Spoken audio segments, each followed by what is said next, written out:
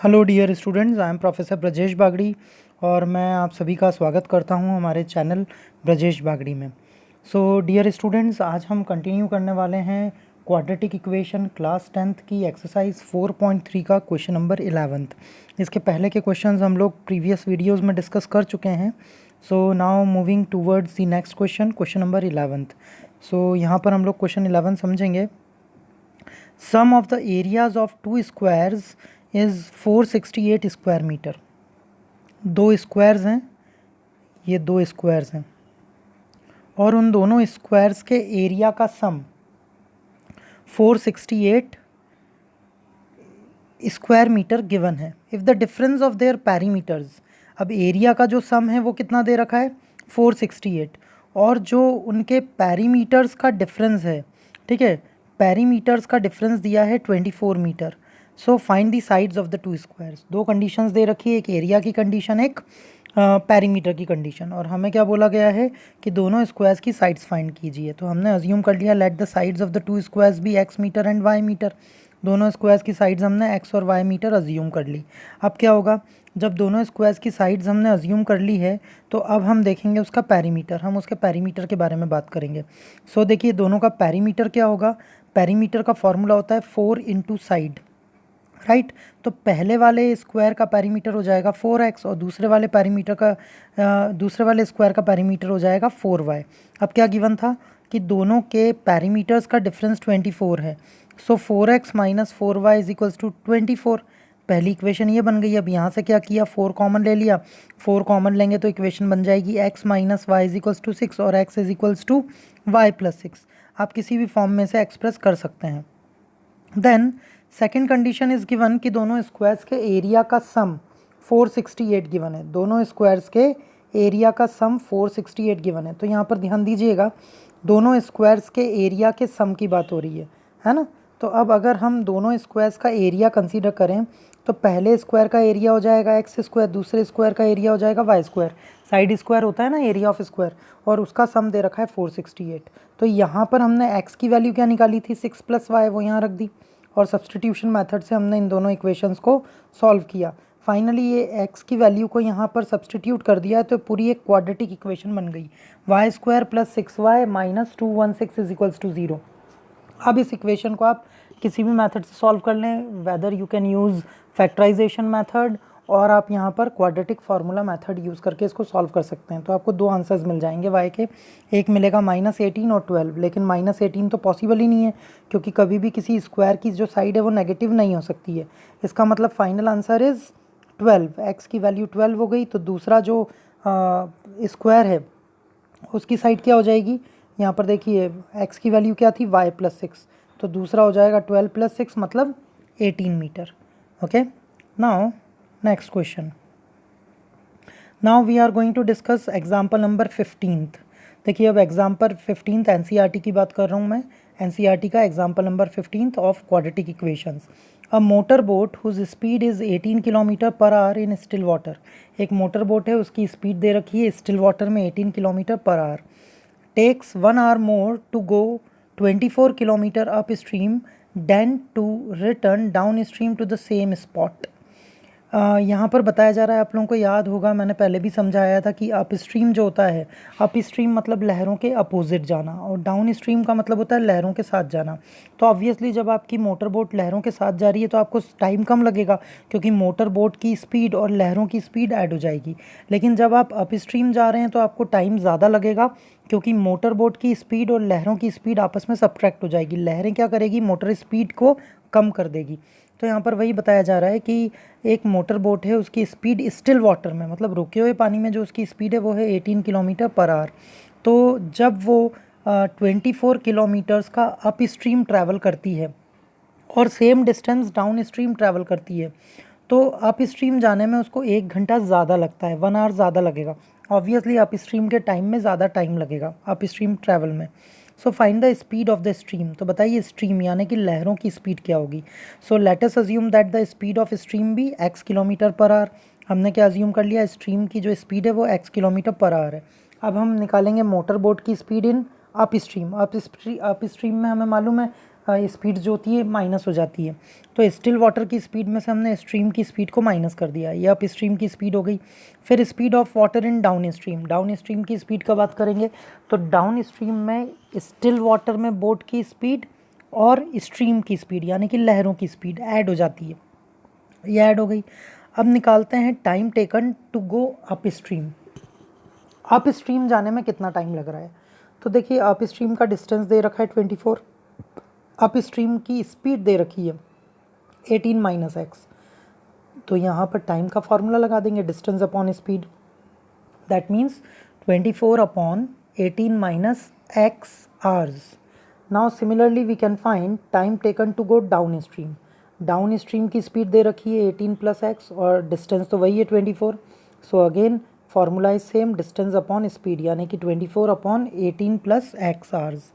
अब क्या बताया गया था कि अप स्ट्रीम जाने का जो टाइम है वो डाउन स्ट्रीम जाने के टाइम से 1 घंटा ज़्यादा है। मतलब अगर अप स्ट्रीम के टाइम में से डाउन स्ट्रीम के टाइम को माइनस किया जाए तो हमें डिफरेंस मिल जाएगा 1 आवर।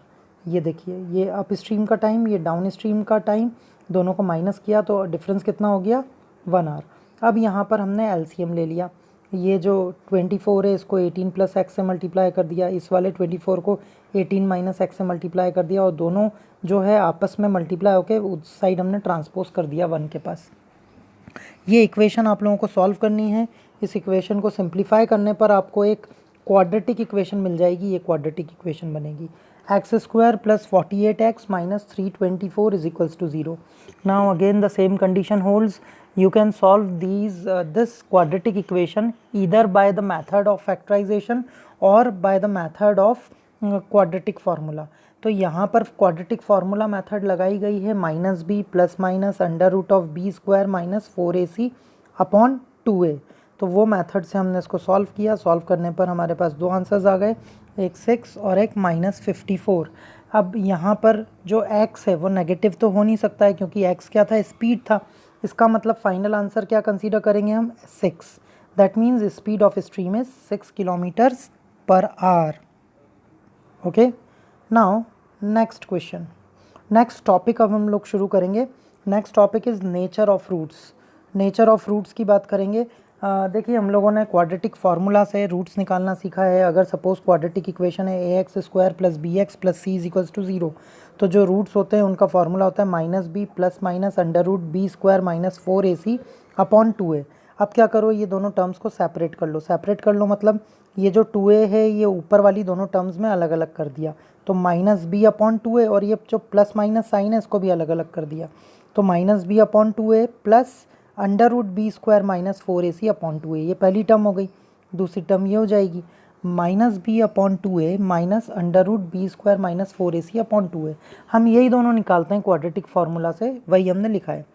सो अगर ब्रैकेट के अंदर वाली जो टर्म है, यहाँ ध्यान दीजिए, ब्रैकेट के अंदर वाली जो टर्म है B square minus 4ac, suppose कीजिए ये वैल्यू ग्रेटर देन 0 है। जब भी ये वैल्यू ग्रेटर देन 0 होती है तो रूट के अंदर एक पॉजिटिव नंबर आता है, और जब भी रूट के अंदर पॉजिटिव नंबर आता है तो वो सॉल्व हो जाता है। तो यहाँ पर भी वही हो रहा है, बी स्क्वायर माइनस 4ac जो कि ग्रेटर देन 0 है, यानी कि रूट के अंदर पॉजिटिव नंबर आ रहा है। तो जब भी ये कंडीशन होल्ड होती है तो हम कहते हैं कि quadratic equation have 2 distinct real roots. ये देखिए यहाँ पर 2 distinct real roots. Quadratic equation के 2 रियल रूट्स, डिस्टिंक्ट मतलब अलग अलग, डिस्टिंक्ट का मतलब क्या है, डिफरेंट, अलग अलग। क्वाड्रेटिक इक्वेशन के 2 डिस्टिंक्ट रियल रूट्स कब होते हैं, जब भी बी स्क्वायर माइनस 4ac की वैल्यू ग्रेटर देन 0 होती है। ग्रेटर देन 0 का मतलब है पॉजिटिव होना, बी स्क्वायर माइनस 4ac की वैल्यू पॉजिटिव होगी, ठीक है। Now suppose if b square minus 4ac is 0। अब सपोज कीजिए बी स्क्वायर माइनस 4ac की वैल्यू क्या हो गई, 0 हो गई। अगर बी स्क्वायर माइनस 4ac 0 हो गया तो देखिए इस फॉर्मूले में यही वाली टर्म 0 हो जाएगी, तो बचेगा सिर्फ क्या, माइनस बी अपॉन 2a। तो ये ऐसा आ जाएगा minus b upon 2a plus minus 0।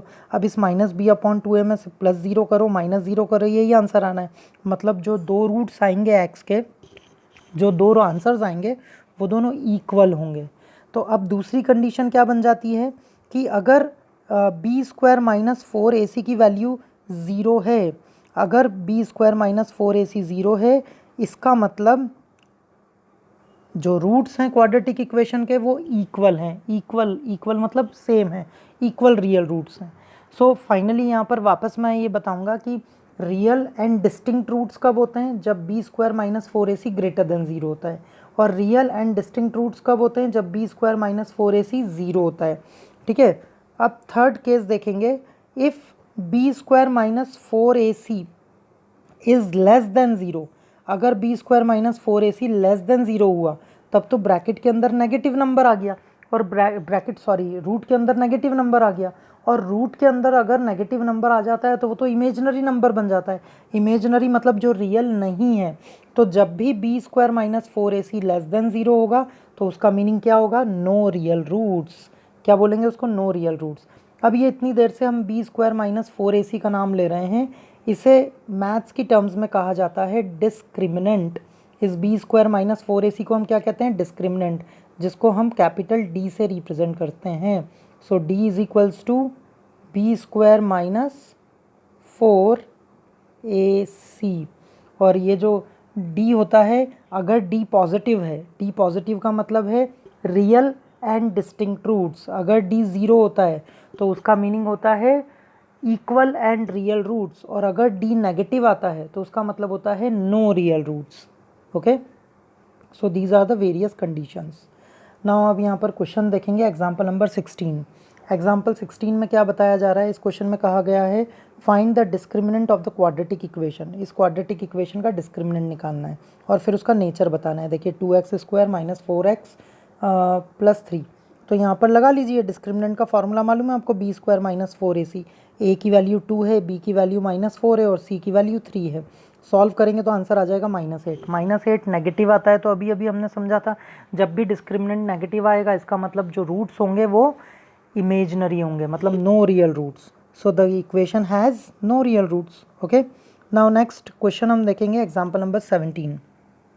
A pole has to be erected at a point on the boundary of a circular park of diameter 13 metre. एक सर्कुलर पार्क है जिसका diameter दे रखा है 13 metre, in such a way that the difference of its distances from two diametrically opposite points. ये दो diametrically opposite points दे रखे हैं, ए और B. On the boundary is 7 metre. तो यहाँ पर दिया है कि ये जो दो डायमेट्रिकली अपोजिट पॉइंट्स हैं ए और बी, और यहाँ एक इसकी बाउंड्री पर कहीं हमने पॉइंट पी चूज़ करा है, तो ए पी और बी पी का जो डिफरेंस होगा वो 7 होगा। मतलब डायमेट्रिकली अपोजिट पॉइंट से इस पॉइंट का जो डिस्टेंस का डिफरेंस है वो हमेशा 7 आएगा। That means A P minus B P is always equals to 7 metre. ठीक है, अब यहाँ पर हम क्या सपोज कर लेते हैं, यहाँ पर बोला क्या गया है आगे, is it possible to do so, क्या इस तरह का कुछ पोल इरेक्ट कर पाना पॉसिबल है पॉइंट पी पर, जैसा यहाँ पर बोला गया है। If yes, at what distance the two gates should be erected. तो बताइए two gate should the pole be erected, तो बताइए पॉइंट पी की लोकेशन क्या होगी अगर पॉसिबल है ये कंडीशन तो। ठीक है, तो यहाँ पर हम क्या सपोज कर लेते हैं, हमने बी पी को मान लिया x, ये जो बी पी डिस्टेंस है इसको क्या अज्यूम कर लिया, x अज्यूम कर लिया है। देन बी पी को x अज्यूम करने के बाद अब हम A P minus B P लेके चल रहे हैं, A P minus B P is equals to 7। ठीक है, तो ए पी की वैल्यू क्या हो जाएगी, A P is equals to 7 plus B P, यही वैल्यू हो जाएगी ए पी की, और बी पी की वैल्यू क्या है x, मतलब ए पी की वैल्यू हो जाएगी, ये ए पी है, ए पी की वैल्यू हो जाएगी x प्लस 7, x प्लस 7, ये ए पी की वैल्यू हो गई। ये देखिए लिखा है A P is equals to x plus 7। तो अब ए पी मिल गया हमें x प्लस 7, बी पी मिल गया x, और ए बी की वैल्यू 13 दे रखी है। अब ये जो एंगल ए पी बी है ये 90 डिग्री का होगा, ए पी बी कैसा होगा, राइट ट्रायंगल होगा। क्यों होगा ये राइट एंगल, बिकॉज हमें पता है कि angle in a semi circle is always right. ठीक है, तो यहाँ पर अब हम क्या करेंगे, पाइथागोरस थ्योरम लगा देंगे। यहाँ पर पाइथागोरस थ्योरम लगाइए, यहाँ पर जब हम पाइथागोरस थ्योरम लगाएंगे तो A P square plus B P B square is equals to A B square. यहाँ पर वैल्यूज़ रख दी, एक्स प्लस 7 का whole square plus x square is equals to 13 square. इसको सिंप्लीफाई किया, ये क्वाड्रेटिक इक्वेशन बन जाएगी। ये हमारी क्वाड्रेटिक इक्वेशन मिल गई। अब क्वाड्रेटिक इक्वेशन में से 2 कॉमन आ रहा है, 2 कॉमन लेके उसको 0 ट्रांसपोज कर दिया, ये मिल गया। अब इस इक्वेशन के लिए हमने डिस्क्रिमिनेंट कैलकुलेट किया है। सबसे एंड में देखिए ये डिस्क्रिमिनेंट कैलकुलेट किया जा रहा है। जब आप डिस्क्रिमिनेंट कैलकुलेट करेंगे तो उसका आंसर आ जाएगा 289। 289 जो कि पॉजिटिव आंसर है, और पॉजिटिव आंसर क्या रिप्रेजेंट करेगा कि जो रूट्स होंगे इस इक्वेशन के वो रियल एंड डिस्टिंक्ट होंगे, मतलब 2 रूट्स होंगे, दोनों रियल होंगे और डिस्टिंक्ट होंगे। ठीक है, तो अब हम उन रूट्स को कैलकुलेट करेंगे। हमने उन रूट्स को कैलकुलेट करना है, आपको आता है सॉल्व करना। जब आप रूट्स कैलकुलेट करेंगे तो आपके 2 आंसर्स आ जाएंगे, 5 और -12। अब ऑब्वियसली -12 तो आप इग्नोर कर देंगे क्योंकि नेगेटिव डिस्टेंस नेगेटिव नहीं पॉसिबल है। तो अब फाइनल आंसर हमने ले लिया x = 5। जब x को 5 सपोज कर लिया तो दूसरा आंसर हो जाएगा, जो दूसरी वैल्यू थी वो थी 5 + 7। ठीक है, दूसरी वैल्यू क्या थी 5 + 7, क्योंकि x + 7 पीछे लिखा था ना हमने AP की वैल्यू, तो दूसरा हो जाएगा 12। So this is the final answer. Okay, now example number 18, find the discriminant of the equation. ये इक्वेशन गिवन है, इसका डिस्क्रिमिनेंट निकालना है। And hence find the nature of roots, find them if they are real. अगर real हैं तो उन्हें find भी करना है। तो अब हमने यहाँ पर देखा b² - 4ac निकाला, वो 0 आ गया। 0 आ गया तो 0 क्या रिप्रेजेंट करता है कि roots are real and equal. तो रियल एंड इक्वल रूट्स की वैल्यू कितनी होती है, -b/2 है, तो बस निकाल लो -b/2 है। Hence this is the answer. Okay dear students, अगर आप लोगों को वीडियो समझ में आया हो तो प्लीज़ लाइक करें, शेयर करें, और अगर कोई डाउट है तो कमेंट करें। Thank you.